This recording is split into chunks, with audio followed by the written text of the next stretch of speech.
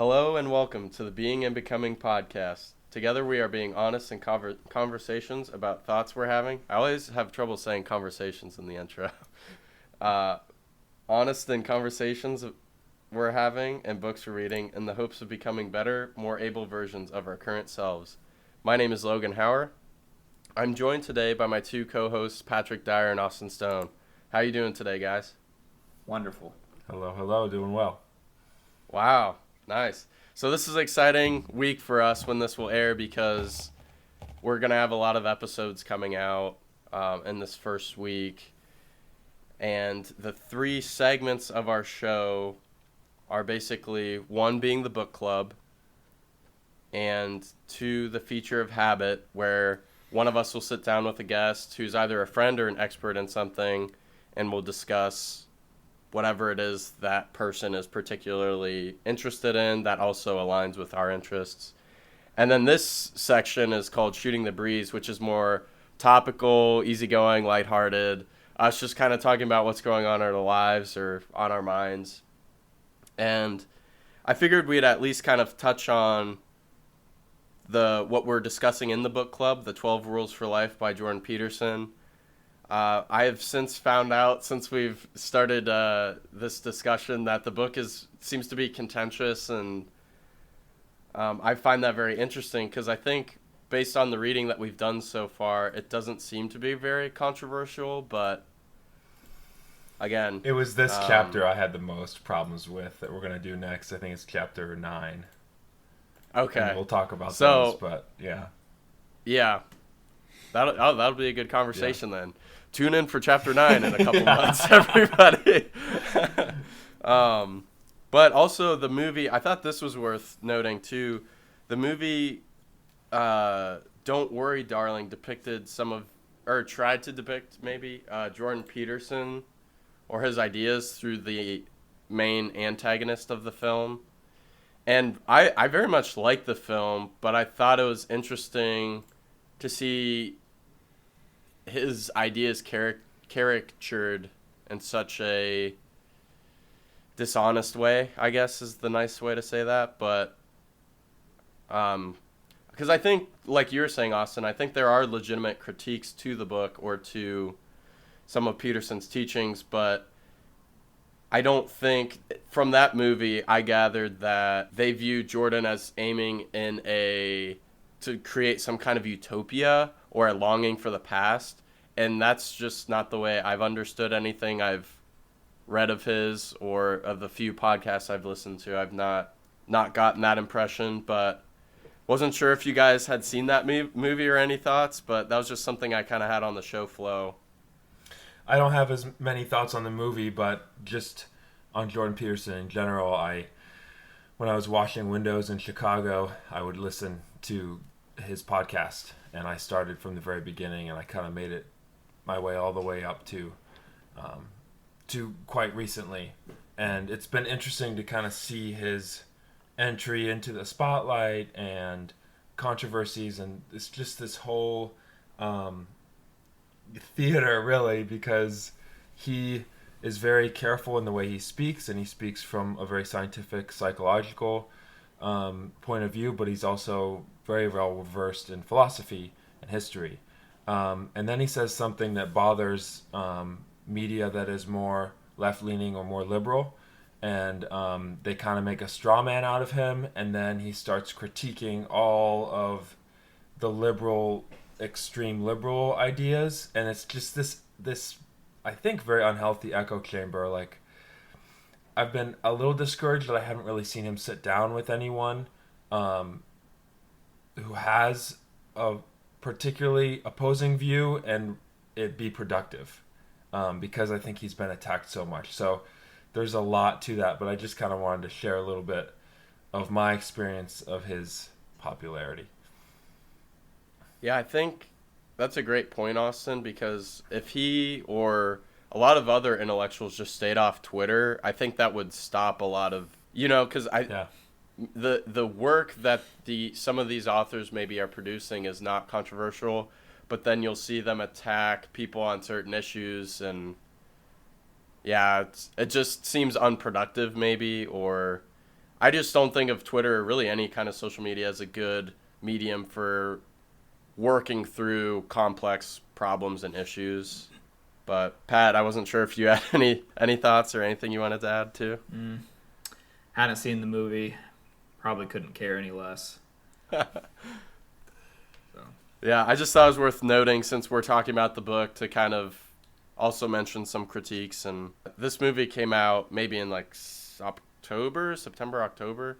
Could be wrong. So it's old now. It's not as much of a like in the news anymore. To Austin's point, I think it would be interesting to see someone go and speak with him to where there would be more of a give and take instead of just the attacks or the characterizing him or him characterizing someone else like in a straw man argument or something like that. But to have them sit down and try to have a conversation, I think would be really interesting. Patrick, do you think That's the movie. Oh, go ahead. I was just gonna say that's the movie Olivia Wilde directed, right? Yes, yeah. Yeah. That's all I needed to know. To know that everything is invalid. I thought it was also interesting that you're not on the chapter 1 discussion for this book that's airing this week. And unfortunately, it was just due to a scheduling conflict, we couldn't get you in on that one. But I wasn't sure if you had anything you wanted to add from chapter 1, or I don't expect you to have anything. But I will say your presence was missed. It's always great talking to Austin, but I think the three of us have a really awesome dynamic. When while you're thinking about that, Patrick, what do you have any particular thoughts on Peterson being in the public eye? Do you think he's done a good job with that, or because you're the one that introduced us to him and this book, and I was wondering if you pay much attention to how he's been received in the media or how he reacts to pushback or backlash, I should say. I haven't paid as much attention probably in the last year and a half or so, but up until then, and even I guess a little bit now, I would say he's handled it quite well, done an excellent job. I mean, a lot of the most recent critiques I hear is people crying and complaining that he's standing up for himself, and that's what everybody else does anyway yeah. I think that speaks to what Austin was saying with there just being an echo chamber of one person saying one thing and then it's again, the internet I don't think is a great place to have good discussions or honest discussions. But no, it's not. But a place that is a great place to have honest discussions is a trip of a lifetime. Austin, I think it's worth noting and discussing here that in the first episode of the book club, you were still living in Chicago, but then have now since moved to Cincinnati. And in between those two destinations, you went on quite a trip. And I just wonder if you would talk about that a little bit now. Yeah, of course. So my wife and I had been living in Chicago for 6 years, and we were ready for a change of pace. So we moved our stuff to my parents' house in Ohio and hiked the Pacific Crest Trail. It's a 2,650 mile long through hike. So there's trail all the way from the Mexican border to the Canadian border, and that only goes through 3 states: California, Oregon, and Washington. So we started on May 9th, made our way to the Mexican border, and hiked our way all the way to the top of Canada. So that was quite a trip. It took us about 135 days. We ended like mid-September, so May to September. And it only rained on us, I think, 4 days. That's not bad. The entire time. Yeah, so just a wonderful time to be in creation. Like a full immersion experience. Of course, we did, take showers and stay in hotel rooms. Probably less than 10 times did we stay in like a hotel or Airbnb, but just kind of being outside all the time and meeting a diversity of people. I think the diversity was really it was just very European, like people from all different European countries, Australia. Yeah, I learned that Latvia is a country in Europe, and Switzerland, and yeah, and all sorts of places in the U.S. as well. Not as much from the Midwest. The Midwest doesn't have a lot of representation on the trail. Well, we'll have to change that. Maybe after this podcast airs, people will hear that, get riled up, and have to represent the Midwest out there. Yeah. One of the things I appreciate too, Austin, was the trail thoughts, which were notes that you shared with Yeah. Patrick and I, and then you also shared some really breathtaking photos from your trip as well. And I just wanted to ask, this is going to be maybe a high level, you can get as specific as you want, but just some of maybe your biggest takeaways that either you recorded in your notes or just maybe you would want to relay to other people as advice or something like that. Yeah. So when people ask me, when we were preparing for the trip, why are you doing this? Or afterwards, why did you do that? Like, and yeah, it's fun to think of an answer. I think that I approached it as kind of like a meditative walk. I tried to see ways that I could kind of empty myself from my busy routine. I was obviously doing that, just walking on a trail, averaging about 20 miles a day. So just kind of it allows you to think, and walking, I think, is a very healthy tool. There's even I won't be able to quote the source, but there's research on how walking helps heal trauma, and because your body is kind of in like a mode of awareness when you're sitting still, and it's like vulnerable, but if you're walking it can kind of move things and help heal things. And I definitely experienced that. It was really good to just be on the move. And my wife definitely made sure we were staying moving. She was always in front of me, the strong hiker of our marriage. So yeah, it gave me a lot of opportunities to just think of random things and think of nothing. It depended on the moment. I was just gonna say that's when I'm my most creative, is when I'm in that sort of state where I've gotten my body engaged doing something, but then I give myself the time to reflect on that and just be available, maybe play an instrument, and that's when I get a lot of my best thoughts going. Or honestly, having conversations with you guys or friends, being able to process something or things of that nature. And yeah, so I created this note called Trail Thoughts, and just wrote them down whenever I had the chance, or at least throughout the talk and text feature while I was walking to record what I was thinking. But yeah, I have so many thoughts in here, ranging from many different categories. But I think one thing I thought a lot about was how I would define my faith in Jesus. And I had kind of settled on kind of one sentence. And I grew up, being introduced to the Christian faith and going to a Christian school and going to church.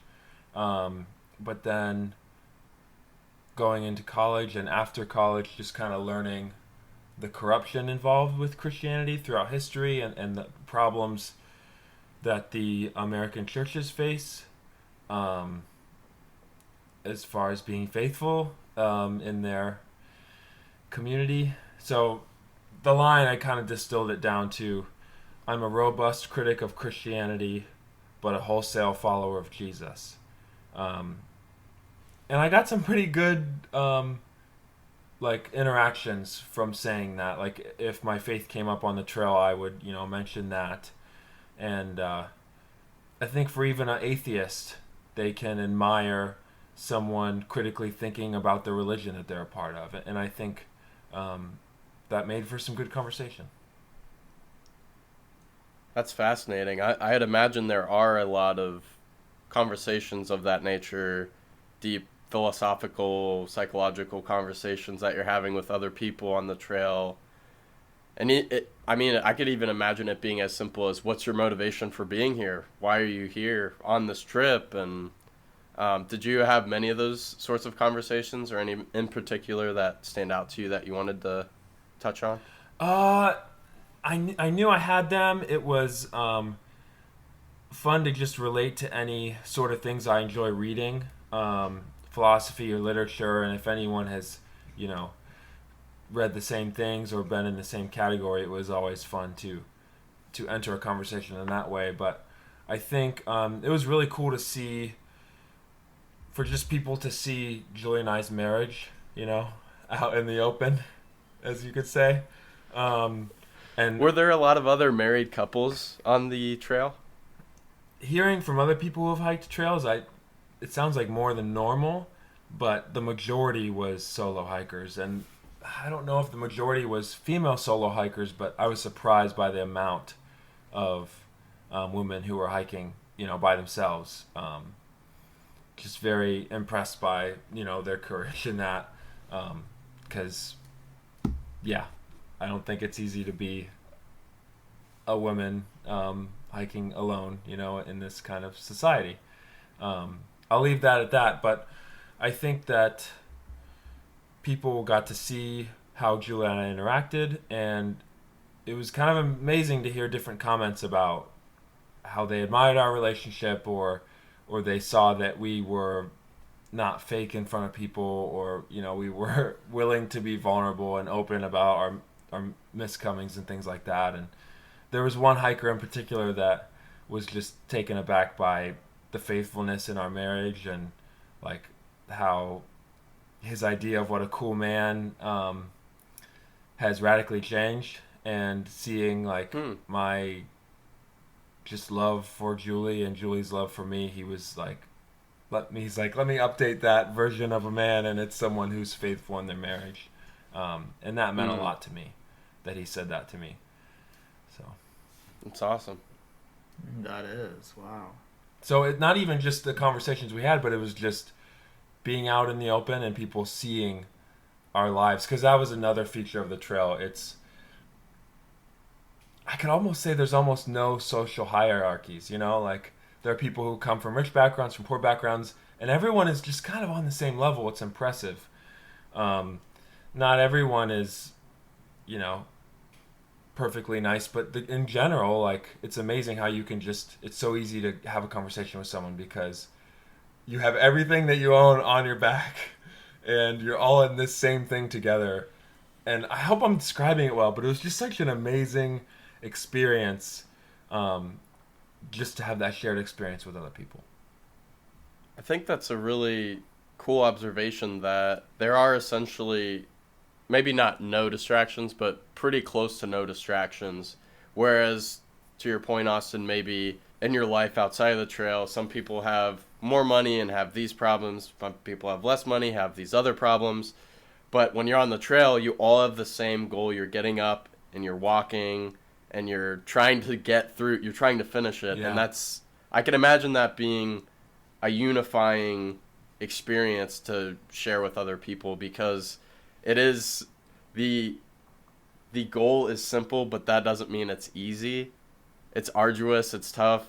You can band together with people to accomplish it, but everyone has the same struggles, the same goals. It's interesting too, because I'd imagine you're more willing to help someone when they do run into difficulties, because there aren't the distractions in the way of, oh, they need a supply, you know, whereas in our own personal lives, someone might need something, a neighbor of ours, or but we could be too busy, or we could have our own stuff to deal with. We can't help them with that. But on the trail, it's just right there in front of you, and you can hand out whatever they need, and then they can help you down the trail later. I think I'm rambling a bit now, but that's just kind of a cool image. I do have a story that comes to mind that relates to trail camaraderie, and my wife Julie got sick near the end of our journey, and it's norovirus, which is just a common sickness. The worst. Yeah. The worst. So would you just describe that as a stomach bug, Patrick? Yep. Yeah. So it in the trail community, like if a sickness is going around, it's really easy for everyone to know about it. So we kind of avoided the first one that went around during the desert, but then there's another one that was going around, and we tried to avoid it, but we went into one porta potty that we think that she got it from. So it was actually the one section of trail that is the farthest in between two roads. So we were smack dab in the middle between this 60-mile section, I think it was, of no civilization. So we stop what we're doing, which is hike, and we just wait for this sickness to pass through, and it was very difficult for her. Very just painful, and just, digging cat holes and throwing up, and not fun. Feeling like crap in the middle of nowhere. When you're sick, where you want to be is in the comfort of your own home. So she was running low on electrolytes and running a little bit low on food, and we were able to ask for some medicine. We even put a sign out saying that we needed a little bit more food and electrolytes, and almost every single person that walked by when the sign was out stopped and checked to see if they could add anything. And these are people who you have to keep track of what you have and Right. need, and you pretty only much carry what you need, and people were just giving up almost necessary things for someone who is in need. So just seeing that, I was like, That's pretty okay, powerful. we need to Austin. take that sign down, because then we're gonna get too much stuff here. So that was a huge encouragement to see that. That's very powerful. It is. Wow. Man. How long did it take her to recover? I think we stayed in the same spot for at least 2 days. I couldn't give you the hour count, but. And that's pretty rare, right? You're normally not stopping for more. Well, I think you would do rest days, correct? But Yeah, they call them 0 days, but yeah.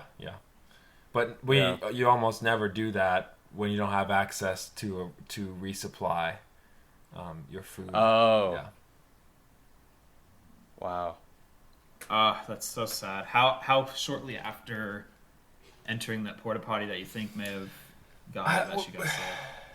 I think it's the standard 2 or 3 days, because I think that's how long it normally takes.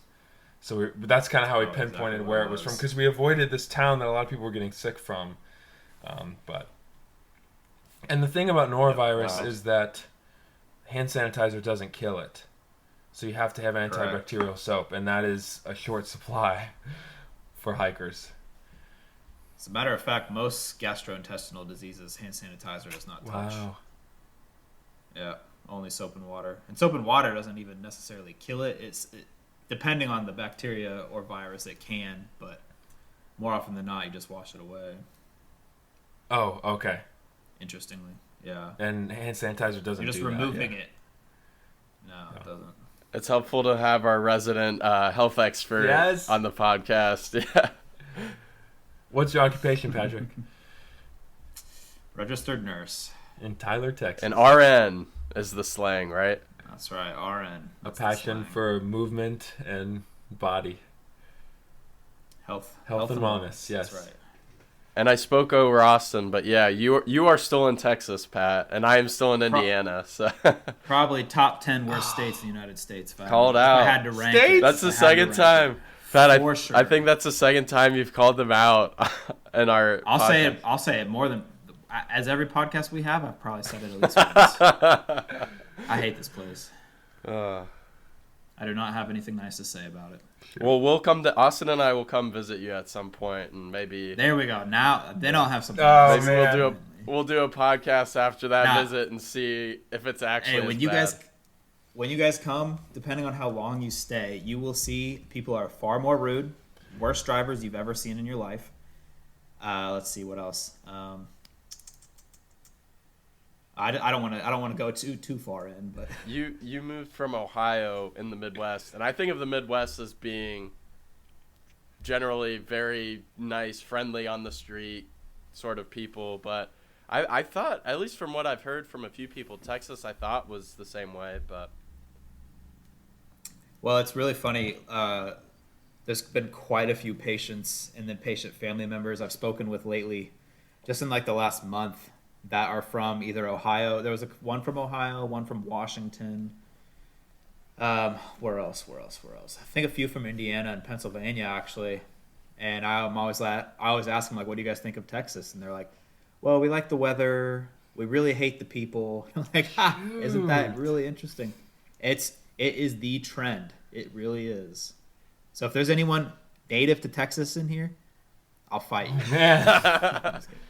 Yeah. No, I'm just kidding. Right into the podcast if you're from Texas and let us know if we're Missing the off mark. base here Yeah. or whatnot. And that I'm sorry, native Texans. I'm sorry. that email address will be included at the end of our podcast if you are interested in emailing us. I take back my fight offer though. I'm a pacifist. So Speaking of fighting though, Pat, there was some discussion before we started recording the podcast about wrestling. and all the holes in the walls. And holes in walls. So for any listener out there, we did get into the habit of, I think it was towards the end of high school, definitely through college, we would wrestle almost every time we were on breaks. Our high school friend group would get together, and who knows how it would even start, but we would always wrestle. Pat was almost always the most difficult to get to tap Yes. or stuff just because he worked out so much. But where do you guys think our hole count is at with holes in walls at the various friends' There's houses? one in my parents' basement, which was when Patrick chokeholded me to the wall and my heel went into the baseboard.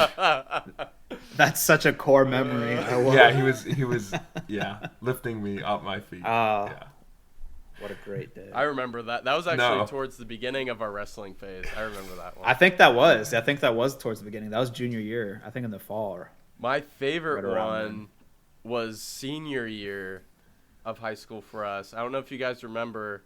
I had my 18th birthday in August, and my mom and one of our good friends, shout out Daniel Savashi, planned my 18th and a half birthday party in February. And that was maybe the most fun birthday / not birthday I've ever had. And we were wrestling in the basement. Austin, I don't remember who you were wrestling, but I remember the legs were going. You were kicking you were kicking a lot trying to get out of a grip. Someone had you. And it was me and you, I think. Might have been me and you. And you forgot where you were in the room, and you were really close to a wall, and that was maybe the biggest hole that I had seen in my parents' suburban house.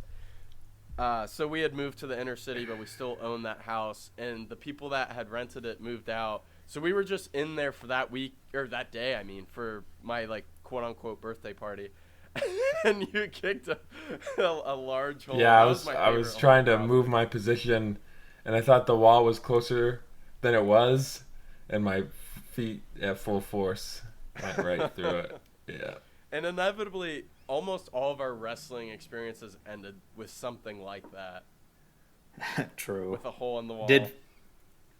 I don't remember. Did Philip's house ever get a hole in the wall? I feel like it didn't, but I can't remember. I think that Philip Lunt, shout out, sent us a picture at the end of one of the breaks. It was maybe freshman year of college, and he had patched the hole. So I know and it looked pretty big in the picture, and I hope I'm not making this up. I distinctly remember this. I don't remember how that hole happened though. Was it maybe you and Nate Hayes? Shout out another friend of ours, Nate Hayes. I don't think so. Nate got pinned by me pretty dang quick. So My favorite hole is when Logan and Nate Hayes were wrestling in the Hamilton house, the inner city of Hamilton, and it happened so fast. The upstairs one, right? Yeah. The far upstairs. Room, I remember that. For the that. listener at home, this Hamilton house room that we're talking about, it's hilarious the way it's painted too. The walls were all red, except the ceiling was white or whatever. But the room was very small, and we would get in there. We'd play knee hockey, which was a favorite game of mine that you guys would play with me graciously. And so we would play. The room would get really hot. It had a window that you could open, so we'd open the window. And then right when it got to the right temperature, it was steamy. It would be, okay, we've gotten some knee hockey and kind of slashed each other on the hands a couple times. Now it's time to drop the sticks and fight. And the knee hockey always turned into wrestling in that little room because we were on top of each other trying to play this little hockey on our knees. And then inevitably fights break out from that. And that one with Nate Hayes, that was, I think, the first time I had fought him. And so, I'm just kind of not quite – well, I was ready, but I wasn't engaged, we'll say. I wasn't fully ready. And, well, I just contradicted myself. But anyhow, Nate came at me hard. And legitimately, I just think bumped me into the wall. Or maybe my foot hit the wall because we engaged. He had you in a chokehold. Right, yeah. The heel of my foot, I think, went through the wall. And then, so we called that one off. Although he might have actually still pinned me. I can't remember. It's all a blur. But then also, I have a video of this one, so I know for a fact this happened. Pat normally would wait a bit, and you would go at him, and he would take you down. So I just, from the get-go, tried to rush him. And he literally, with one hand, touches my shoulder, and I fly into the wall. My shoulder, I don't think it even broke all the way through, but it dented it. I fall onto my knees. I see the hole. My eyes get big. Pat, as I'm falling, grabs me by the neck, and I squawk out, "There's a hole in the wall!" As Pat, brings me down to tap me. That's the video. Oh, yeah. That wrestling match lasted all of maybe 3 seconds, and that's being generous. He redirected your momentum. Yeah. Man. Yeah, I remember that one. 3 seconds. Just when we were getting started. Who was the most difficult person to take down, though? I would say you. Yeah. I from my perspective, it would probably be either you, Austin, or Philip, definitely. Well, okay. Interesting. Okay. Yeah. Logan, you were tough too, for sure. Was just to have fun. I'm not sure I ever Right. won. I just wanted to have big moves, go crazy, and I was kind of known for being hard to get to tap out. I could hold someone's arm off my neck for a while. Yeah. Yep. But I would Austin, always that's exactly right. Austin, you had the Yeah. endurance because someone would That's be choking right. you Yeah, out. he did. Like, say Dan's choking you out, and your face is just like scringing up, and your eyes are Yep. squinted. And I'm like, oh, he probably can't breathe. Like, what's Dan doing? And then you'd somehow get out of that. And yeah, you just I felt like your personality as the wrestler was more of the guy that was just bouncing around and daring you to come on, come at me. Yeah. How quick can you get me? I doubt you can get, because you had the endurance. You would last forever. That's true. That is definitely true. I had the exact opposite, skill set, maybe is the word, if you can even call it that. But my preference would be, okay, go hard very quick for the first 15 to 30 seconds. And then if I don't win, I'm just not going to win. And, that was kind of my really quick, intense. That's but then what if I it's remember. Not going my way. Okay, I'm probably going to have to. Because I remember Pat being pure strength, but then Logan being just this quick surge of energy that if you weren't careful, you could get hurt pretty bad because he could knock your elbow into your face or something. Yeah, I think my thing was move quick. move quick. So Cole was really tough too. Cole was really Cole was hard, yeah, because Cole's pretty dang strong. Yeah, I all these names kind of floating out. I don't know if we need to maybe do a wrestling podcast at some time. Maybe bring some of these guys in, or maybe get a little just tournament do another going. wrestling match ourselves. I don't know, but let's get a tournament going. Shoot. Yeah, Fernando is of course very tough, but I think I only wrestled him maybe once or twice, probably tops. I don't think I ever wrestled Fernando. Yeah, he was usually there, just didn't participate too much. But I remember Fernando being very tough. I will say Fernando, the only wrestling I remember seeing him do, he had beaten someone pretty bad, and we won't say this person's name, but that person didn't take it well, and so that might have ruined the experience for him. So. Oh man. Okay. That does not ring a bell. Dang. Yeah, I think it was not and it was, I don't think, again, it wasn't anything Fernando did. It was just that person lost and was upset. And so, but again, I can maybe shed more light on that after. All right, I have a question for Patrick.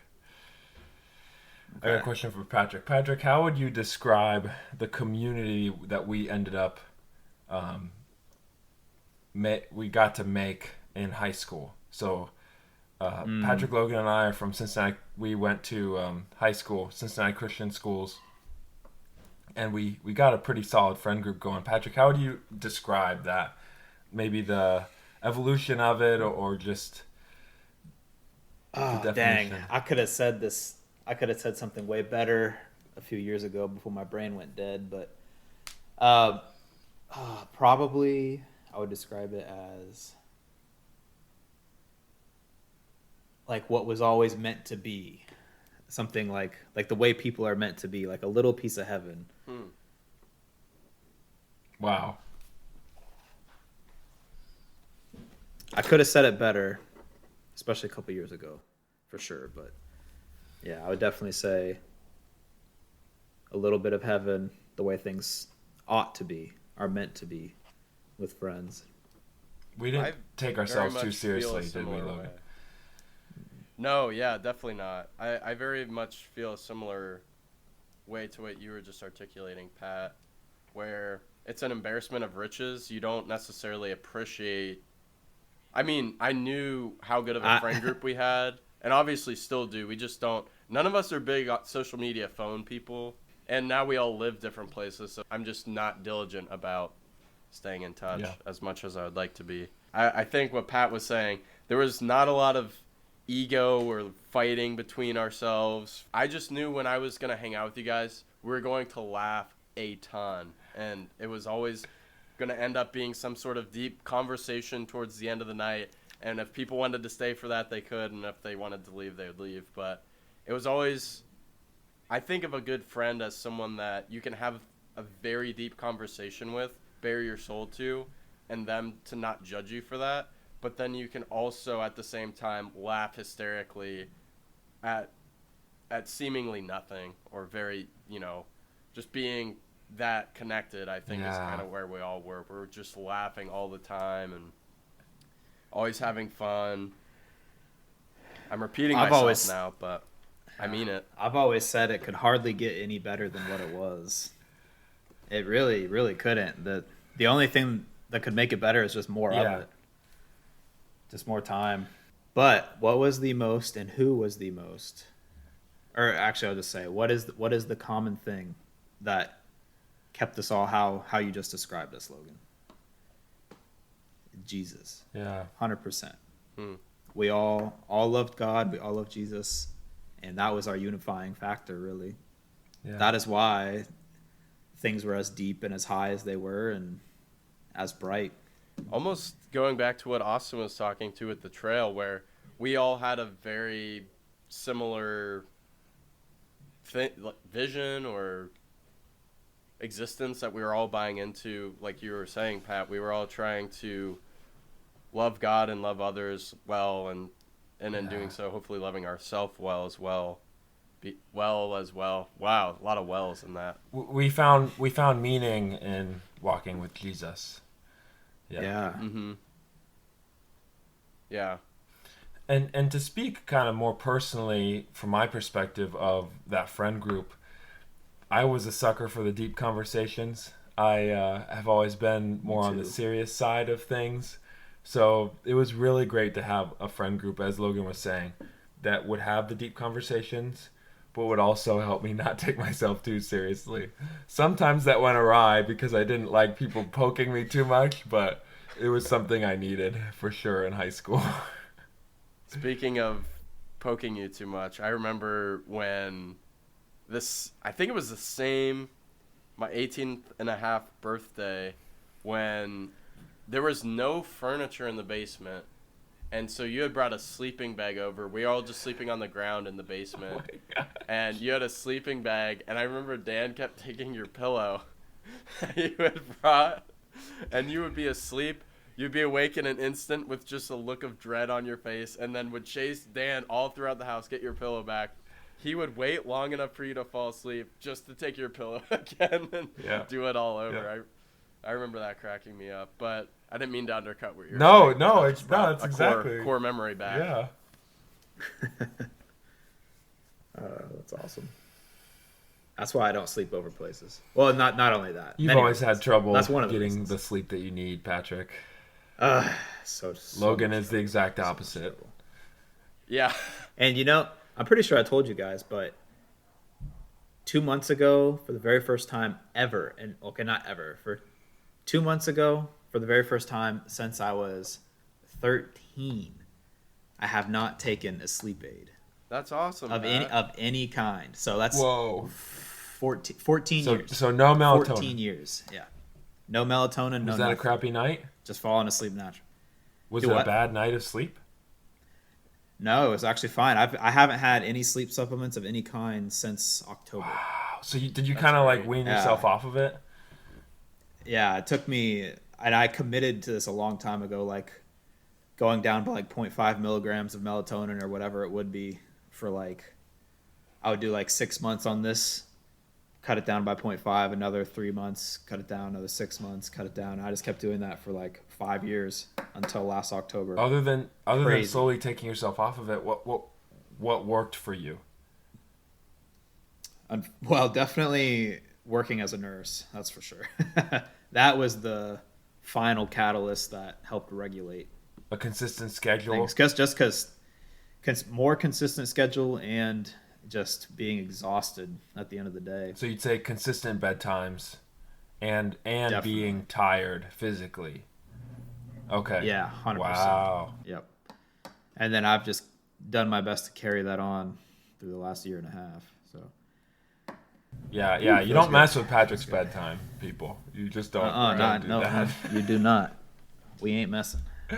That's great news, Pat. I didn't know that you were working towards that goal or to Yeah. use the sleep aids. That's awesome. It's hardcore. Yeah. Took a while. So, do you but- think dreams are the unconscious's way of communicating to the conscious mind? Ooh, wow, what a question.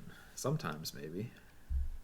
I don't remember most of my dreams, so if that is the case, I'm not fully in tune with myself. If part of me is trying to communicate with another part of me. There's this guy named Matthew Walker. He's been on quite a few podcasts. I don't know if he's been with Jordan Peterson or not, but he's definitely been on like Joe Rogan and Andrew Huberman and this other one that's really good, Dr. Rhonda Patrick. All these good science podcasts, and he's like one of the world's most well-renowned sleep scientists, wow. I guess, sleep scientists. And I remember one of the podcasts I was listening to, he says, and I think we've talked about this before, but maybe not, but he was describing dreams as a way of your brain organizing the day's thoughts and actions and stuff like Yeah. that. I definitely relate to that. He goes more into it, but It's crazy to think how much our brain processes in a day, and how some of that maybe was important, but because we have to do these other things, we're not fully taking time to understand what had happened. And maybe is that kind of what you're saying, or that person is trying to say is that's our mind, what it's doing when we sleep is making sense of that information? yeah, that's definitely one thing, one way. And yeah, without getting too deep, that's probably a good, decent way to start. That's really with it. interesting. Have started reading Carl Jung, Jung. It's gotta be wild. Yeah, Jung is how you spell his last name, and he's someone that Jordan Peterson mentions quite a bit, and he takes quite a mystical approach to dreams, and it has been fascinating. So he has this book that's probably the most accessible book for like lay people to read, because it was near the end of his life. Someone approached him and said, "Hey, can you help us make a book that the everyday reader could understand?" Because he writes some deep, complicated things, and it was near the very end of his life. They finished it right before he died, but he wrote the first 95-page chapter, and then he kind of created a following in psychology that they're called Unions, like people who are really into True. Carl Jung, and they wrote some of the other chapters expounding on um, his thoughts, and the book is called Man and His Symbols. So he's talking about the importance of the unconscious. He calls it. He doesn't call it the subconscious. He calls it the unconscious, and just he talks about how modern man has denied the importance of the unconscious, and how, I'll put in quotes, primitive man, I don't like that term, but primitive man was in touch with their unconscious, and modern man calls them superstitious for it and all these other things, but they're becoming more disassociated with their psyche when they do that. And those disassociated versions of themselves pop up in forms of symbols in dreams, in the unconscious mind. So it's just very fascinating how he's not just looking at dreams, but he's looking at history and society, and he's looking at religion, and like some of the things. Okay, Carl, you need to convince me on why you think that, but just so learned in so many things in psychology. So Yeah, that's definitely something I'm going to need to dig deeper into. I was just gonna say that might be one we have to bookmark and maybe come back to read later for a future book club segment. True, It would that'd be be a a good good one. idea. yeah. Definitely a good one. So, on the thought of dreams, what do you guys think of deja vu? Huh. If you just need some inspiration real quick, I'll just say something. I have experienced some of the most intense deja vu lately, and I wonder if it's getting off of sleep medication or something. I don't know. I don't know what else in my day to day structure or I don't know what else it could be, other than the only thing I've significantly changed in my life is weaning myself off sleep medication. And straight up, I kid you not, y'all would think I'm crazy. So whenever we get a new patient in the hospital, if this was before I started charge nursing, so this was like last March, or I think sometime in last March. So getting close to a year ago, there was a prisoner at one of the local prisons who got sick. He had a chronic disease, so he came onto our floor to be admitted, and then I was going to be his nurse. And then so what the nurse does at that point, they go do their initial assessment of the patient, and then per our hospital protocol, we have all these questions that we have to ask the patient. It gives us like some history, some background, preferences, just a whole 9 yards. It takes a while. There's a lot of questions to ask, but it was crazy. I walked into the room and was like, "Hey," I was like, "Holy cow! I have seen this dude before, but I had never seen him." But I knew, but the second I saw him is like when it started, because then I had a memory of me asking him questions that I had never asked. What? Yeah, it wasn't a true memory, an exact memory, but I was like, I remember asking a question to him, and I'm like, I know what he's gonna say, because I feel like I've experienced this before. And then he answered exactly how I remember. So your brain was functioning exactly in like memory mode. I was like, what the heck is going on? That was the most intense and memorable deja vu I've had probably in my life. That's a little spooky. But it's been happening a lot, yeah. Like a lot. So I don't know what that's about, but I will say I've definitely had experiences like that. I don't think I've had any recently. Outside of my deja vu now is more of I'm feeding the dog for the second time, and I'm like, I feel like I've already done this, and it's because I already have. And then I remember later as they're eating, like, oh, they've already eaten. But that's pretty crazy, Pat. Do you dream often about work or real life situations to where it would be causing that deja vu? Huh. I don't know, actually. I don't really know. Most of the time I do not recall any dream from the night. Very rarely. So the deja vu, or the moment you're in that situation, it's drawing out a dream that you didn't know you had. Is that kind of potentially? Okay. Potentially, yeah. Because it just was such an odd experience to be asking him questions to which I already knew the answer, because I felt like I had lived that before, but I'm pretty sure I hadn't. Wow. I'm quite positive. That's So definitely something I want to research. Like I'm very yeah, curious it about that. was I think we could it's write a movie about this. probably it sparked my curiosity, and I didn't follow through with it enough, mostly because I've forgotten until just now when we talked about dreams. But it made me think of like God's omnipotence and omnipresence, Mm. and and it's like time actually has been set because God is there and here and then. And so it was just weird to think like, has a future me actually experienced that or something? I don't know. Time is weird, man.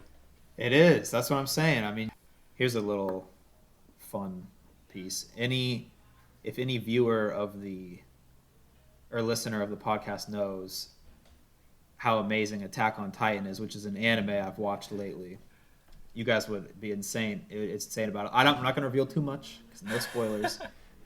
But there is a part that, in me seeing this, actually helped me like generate that thought. Like one of the main characters, this isn't exactly how it is, but he experienced a deja vu like experience, and at a point in time, and he knew the whole future to come, because it was like a his future self was able to express these memories to his current self in the show. Whoa. Yeah. So the deja vu was almost like a rip in the time-space continuum. Okay. Right. Yeah. Wow. And so, as a matter of fact, one of the episodes is called "To You from Me 2,000 Years Ago" or something like that. That sounds like a Bon Yeah. Iver song or something. Dude, this is a great show. Highly recommend it. Can you say it? What's the name of it again, Patrick? It's called Attack on Titan. Okay. Where do you find that streaming service wise? Hulu. That's where Hulu? where I watch Cool. it. Yeah. It's incredible. It's incredible. That's awesome. Speaking of dreams and shows, movies, etc., we had a dream guest that's going to be on the podcast airing this week. It will have already dropped by the time this episode comes out. But my brother is working on a movie, and Austin got to sit down and have a conversation with him. I'm excited for the listeners to hear that one because I think it's pretty fun. And Austin, in listening back to that, you do such a great job of asking very poignant questions. You're involved with Luke the entire time. Just his stream of consciousness. You're just pulling that out of him in such a beautiful way. Even though that's sounds like such a gross compliment to pull someone's stream of consciousness out. But Give me more, Luke. I thought that was worth mentioning, and I would recommend people to go check that out. But do you have any memories yourself from that conversation, or any insights you gleaned? Oh, I just loved following along his journey because he is your brother, and the Howards had quite a interesting move back when you all were in high school. So just to hear the transition from the suburbs to the city, and I knew more about the effect it had on you, Logan, but it was really cool to hear more about the effect it had on Luke and how that's been now reflected in the art that he's producing now, in the form of a playwriting or movie making, I guess. So just I love it when art reflects the growth in someone's real life. And I was able to kind of read one of his early scripts, and just amazing to see how he sees his characters. These characters are from the inner city, and the characters that would usually be misrepresented in the media or in the 10 o'clock news. Um, Hmm. but he just kind of shows their psychology, and it's like I had to ask him how he kind of came to get to know people from the inner city and how he came to ultimately love them and see them as just as just as much a multi-dimensional human as he is. So, and I think that's what loving your neighbor as yourself is, and he got to do that through his art. So, I will say too, in that conversation, you talking about the introvert extrovert dynamic was fascinating to me because in reflecting on our experiences, I was more going out into the neighborhood, talking with people, meeting people, understanding the new our new world that way yeah, of moving from the suburbs to the inner city. Whereas I feel Luke was when we were outside doing something, he was taking notes or like yeah, building this his world of understanding within himself. And you, again, I'm not gonna cover all of that right now because I think you did a good job of it in that podcast.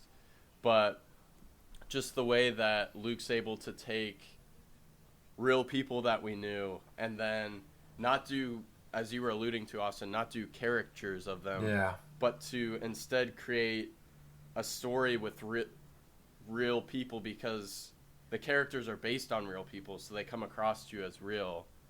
And yeah, even just seeing some, like, I have since read the screenplay as well, and just seeing some of the names and right remembering, oh, that's so and so, I yeah, remember that, yep, I know that person, okay. And it even just helps me fill out this world that he's created even better because I have an idea of that character yeah, already just by the name, and we know the same people.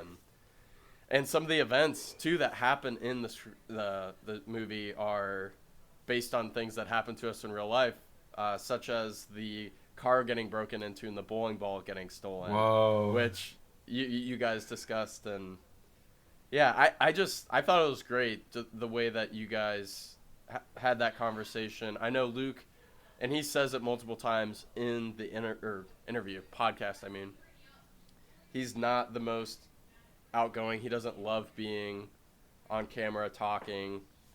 He's more of a behind the scenes creating kind of person. But I thought the way that you guys, spoke was just awesome. I really enjoyed it. Patrick, would you describe yourself as an introvert or an extrovert? Definitely more on the introverted side. Yeah. But I mean, around you guys, I feel I'm still introverted, more so, but I don't. Yeah, I guess yes. And part of part of what I was talking to Luke about, and Luke is an introvert, and I've always grown up as an extrovert, and I had an introverted sister, and she kind of helped me show that just because you're an introvert doesn't mean you're a bad person, because I was just so outgoing and energetic that I just thought it was wrong to be more quiet, which was totally messed up of me.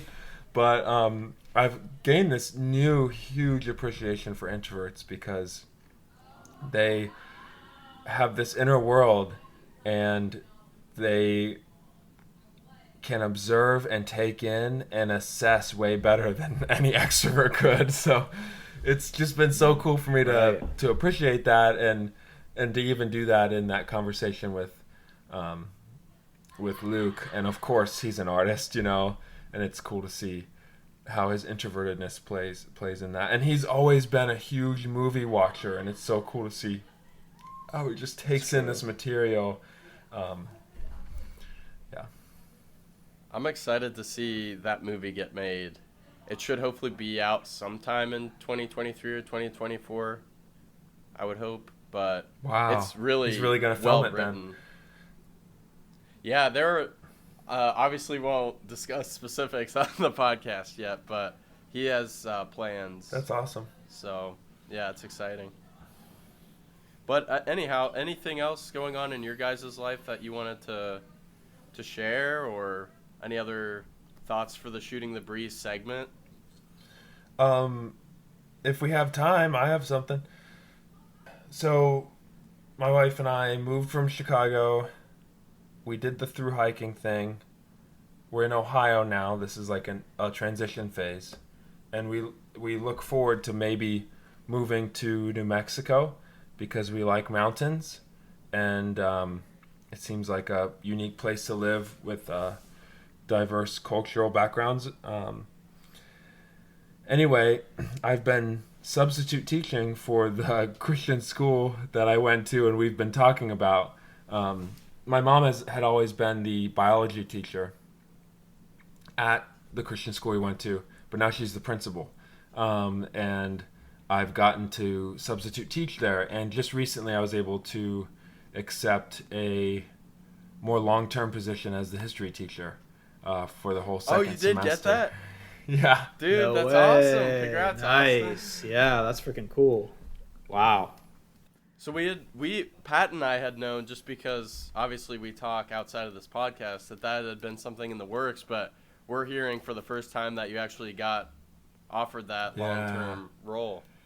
So that's great. I feel cool. extremely Oh my unqualified gosh. just having a bachelor's in pastoral studies, but I'm really excited to apply myself to these classes. Oh, absolutely. These students. That's gonna be your jam. Yeah, I think you're definitely going to be great in that role. I've always had a bone to pick with history teachers that are boring because I have come to realize that history can be so invigorating, so relatable, and so exciting. But I think a lot of people have experienced just a boring history teacher, Yeah. which is sad to me. We had a history teacher at Miami. Oh my gosh, his name was Matthew Smith. This dude, first of all, was hilarious, which helped because that helped spark an interest in history. But yeah, going from going from school to then university and having a really boring history teacher in university, then to someone like Matthew Smith, you're 100% right. Like a good, what's the word? Oh my gosh. You just said the word, but I can't freaking remember it. Oh my gosh. Engaging. Yeah. A good engaging history teacher makes history so much fun. So much fun. I had never been into history until the class with him. So I'm full agreement with that. And even that's going to be up even your before alley. I accepted the job, I was every time I go to the thrift store, I always go to the book section, and I ran into the education section, and there was a book about classroom discussions, like how to have good classroom discussions. And it has been so cool to read because I really want to think of ways to engage, because I think discussion is one of the most engaging things for students, and this book is all about trying to have an equitable discussion, trying to move the room, because I think that's how people critically think about things. And if you need to write a paper, it's so much better to have a discussion with someone about the topic, and get those juices flowing, because it can be so hard, especially for an extrovert like me, to just start writing about a subject if I'm not bouncing the ideas off of other people. All the introverts will be shrieking in their boots. Yeah, but they have so much to offer. So when do you officially start?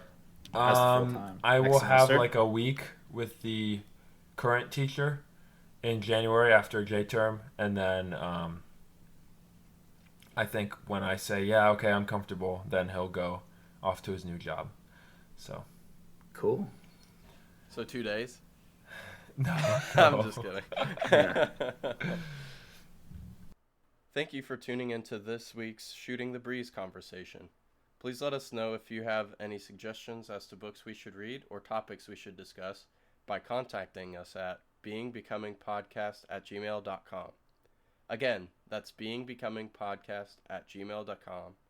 We hope you join us next time for another engaging conversation.